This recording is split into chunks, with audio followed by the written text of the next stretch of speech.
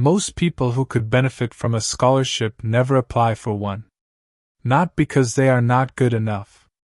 Because no one explained how scholarships work. This video changes that. Most students have the same picture in their mind when they hear the word scholarship. They imagine someone with perfect grades. Someone who has won competitions. Someone who already has a long list of achievements. Then they look at their own situation. Maybe their school was not very good. Maybe their grades were not perfect. Maybe no one in their family has ever applied for a scholarship before. And they decide, this is not for me. They never apply. This happens millions of times every year. And it is not because those students were wrong to try. It is because no one gave them the right information. The picture most people carry about scholarships is not accurate. It is built from assumptions, not from facts. This series is about replacing those assumptions with facts. Let us start with a clear definition. A scholarship is money given to a student to pay for some or all of their education costs. Unlike a student loan, a scholarship does not need to be paid back. This is the first important thing to understand. A scholarship is not a debt. It does not create a financial obligation after graduation. Some scholarships cover only tuition. Others cover tuition, accommodation, travel, and a monthly living allowance.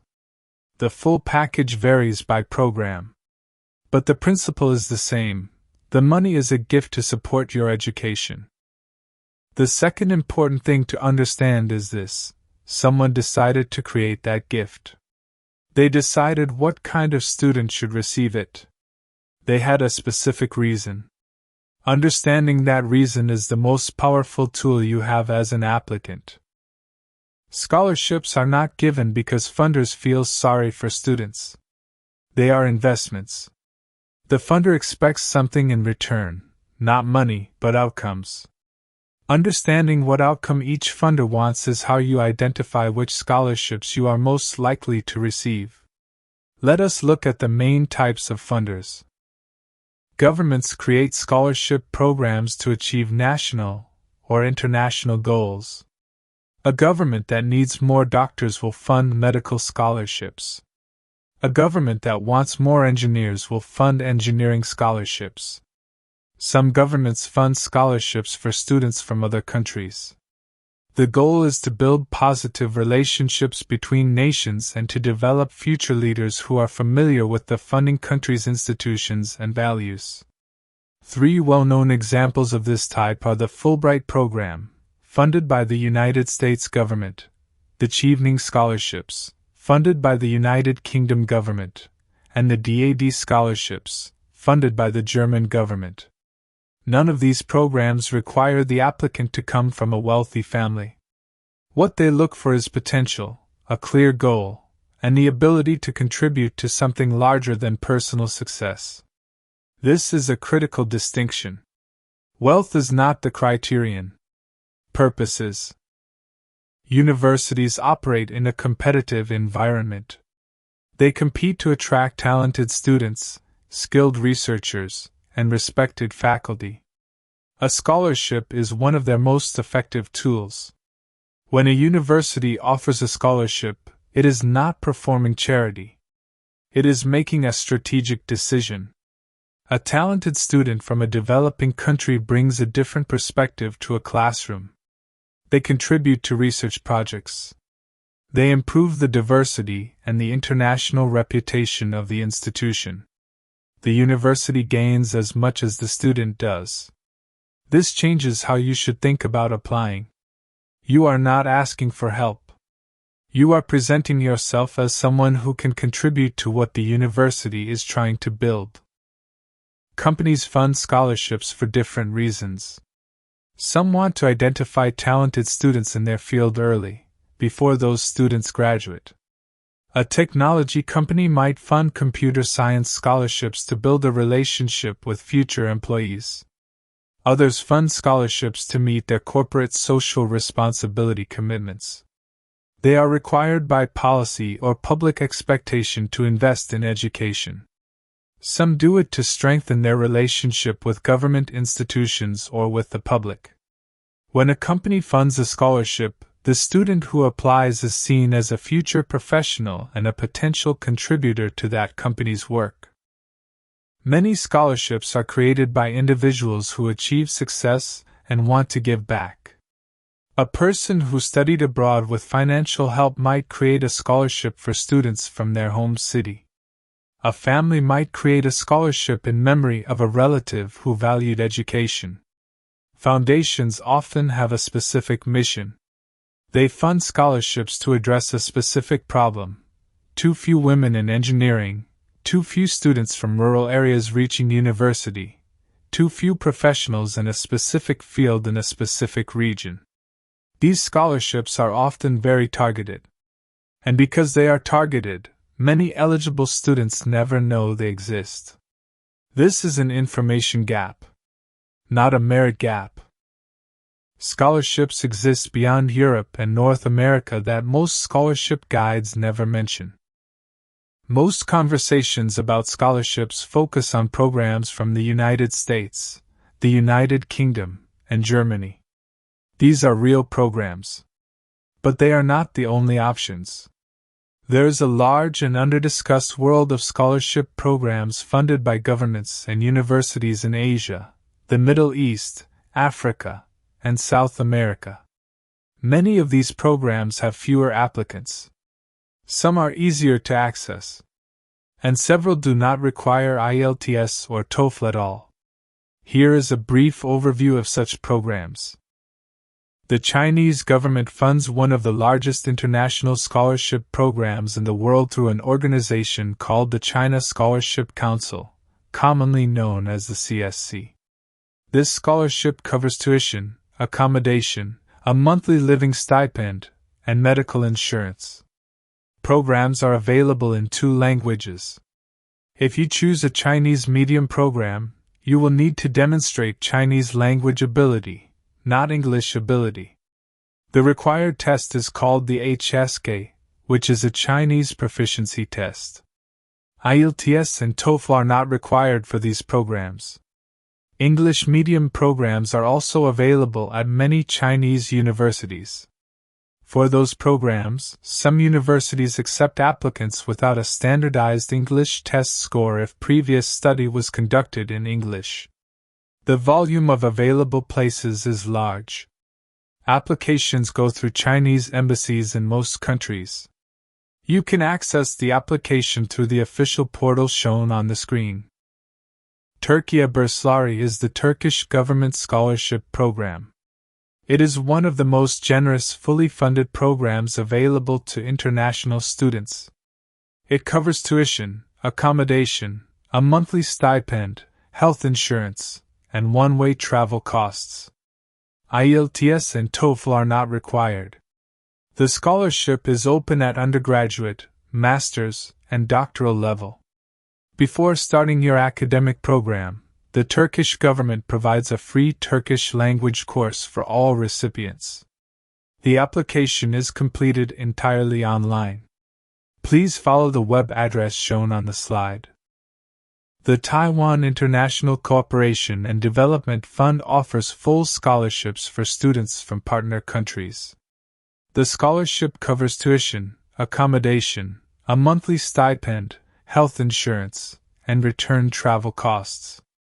Programs are available in English. For English medium programs, many applicants are accepted without IELTS or TOEFL if their previous degree was taught in English. Compared to European and American programs, the competition for Taiwan ICDF scholarships is lower. The link to the application portal is visible right here on the slide. The Malaysian Ministry of Higher Education administers the Malaysia International Scholarship for postgraduate students, master's and doctoral level. It covers tuition fees, a monthly allowance, and a travel allowance. Malaysian public universities teach at postgraduate level primarily in English. Applicants are usually asked to demonstrate English proficiency, but many programs accept a transcript showing previous study in English in place of a standardized test score. Saudi Arabia has invested heavily in research universities that offer full scholarships to international students. 3 universities are particularly notable. King Abdullah University of Science and Technology, known as KUST, awards a full fellowship automatically to every admitted student. There is no separate scholarship application. The fellowship covers tuition, on-campus housing, health insurance, and a monthly living stipend. KUST offers master's and doctoral programs in science, engineering, applied mathematics, and environmental science. King Fahd University of Petroleum and Minerals, known as KFUM, offers full graduate scholarships for master's and doctoral students. The scholarship covers tuition, furnished accommodation, a monthly stipend, and medical care. They offer programs in engineering, science, and computer science taught in English. More details can be found by visiting the official websites of these universities displayed on the slide. King Abdulaziz University, known as KU, is one of the largest universities in Saudi Arabia and runs international scholarship programs at graduate level across a wide range of academic fields. More details can be found by visiting the official website visible on this slide. The Islamic Development Bank, known as ISDB, also runs a scholarship program, but it is different in structure. ISDB scholarships are not tied to Saudi institutions. They are tenable at approved universities in ISDB member countries, similar in model to fellowship programs run by TWAS, the World Academy of Sciences. If you are from an ISDB member country, this is worth researching separately via the link visible on the slide. The DAD, the German Academic Exchange Service, funds a scholarship specifically for students from sub-Saharan Africa to study at South African universities. This is different from the standard DAD program, which requires travel to Germany. This program allows African students to pursue master's and doctoral degrees while staying on their own continent. Programs are taught in English. Applicants may demonstrate English proficiency through academic transcripts rather than a standardized test. Information is available through the DAD Southern Africa Regional Office. Brazil operates 2 scholarship programs for students from countries that have a bilateral agreement with Brazil. PCG is for undergraduate students. PCPG is for postgraduate students. Both programs provide free tuition at Brazilian federal universities. The language of study is Portuguese. There is no IELTS or TOEFL requirement. Instead, applicants must pass a Portuguese language test called CELBRAS. For students willing to learn Portuguese, this is a legitimate pathway to a fully funded degree. Applications are processed through Brazilian embassies and the Brazilian Ministry of Education. 2 universities in the United Arab Emirates offer scholarships worth noting. Khalifa University in Abu Dhabi provides full scholarships for master's and doctoral students in engineering and science. The Mohammed bin Zayed University of Artificial Intelligence, known as MBZUAI, offers full scholarships for master's and doctoral students specifically in artificial intelligence. It is one of the few dedicated AI graduate institutions in the world. Both institutions are located in Abu Dhabi, accept international applicants, and offer programs taught entirely in English. These are not the only programs outside Europe and North America. They are examples. The pattern is consistent. Scholarship programs exist on every continent, funded by governments and institutions that have specific goals and specific student profiles they are trying to reach. The most common reason students miss these programs is not that they are ineligible. It is that no one told them the programs exist. Now that you understand why scholarships exist and where they come from, let us look at how they are structured. Scholarships can be grouped into 4 main types. Merit-based scholarships are awarded based on demonstrated ability or achievement. The word merit here does not always mean grades. Some scholarships define merit as academic performance. Others define it as research potential. Others look at leadership, community service, or creative work. When you read about a merit-based scholarship, always look carefully at how the program defines merit. The definition varies significantly from one program to another. A student who does not qualify under one definition may qualify under another. Need-based scholarships are designed for students who have the ability to study but do not have the financial resources. To apply, you will usually need to provide documentation of your financial situation. This might include a letter from a local government office, family income records, or a personal statement explaining your circumstances. Many students avoid need-based scholarships because they feel uncomfortable describing their financial situation.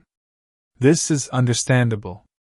But the funder created this scholarship specifically for this situation. Applying is not a sign of weakness. It is using available information correctly. Field-specific scholarships are available only to students in a specific area of study. Government and corporate funders use field-specific scholarships to increase the number of qualified professionals in a sector they care about. Common examples include scholarships in medicine, public health, agriculture, environmental science, engineering, and education. If your field of study is in demand in a specific country or region, the probability of finding scholarships in that field is high. Target group scholarships are designed for a specific population of students. Common examples include scholarships for women in male-dominated fields, scholarships for students from developing countries, scholarships for first-generation university students, students whose parents did not attend university, and scholarships for students from rural or underserved communities. These programs exist because the funder has identified a structural barrier that prevents qualified students from accessing education. If you belong to one of these groups, there are scholarships that were created specifically to address the situation you are in. This is not a coincidence. It is by design. Scholarship recipients do not all come from the same background. Research on major international scholarship programs consistently shows that successful applicants come from a wide range of financial situations, school types, and countries. What the evidence points to is not a shared background. It is a shared clarity. Successful applicants tend to know exactly why they want to study what they want to study. They can explain this clearly in writing. They understand what the funder is looking for. And they present their experience, even limited experience, in the context of a clear goal. These are learned skills. They are not natural talents that some people are born with. No one instinctively knows where to search for scholarships. No one is born knowing how to write a statement of purpose. No one automatically knows how to communicate with a professor or how to present themselves on an academic CV. These skills were taught to some students by parents, teachers, or mentors who had already been through the process. Other students never received that guidance. This series is that guidance. If you have been watching this video and thinking that scholarships are not for you, consider this. You are not wrong to have doubts.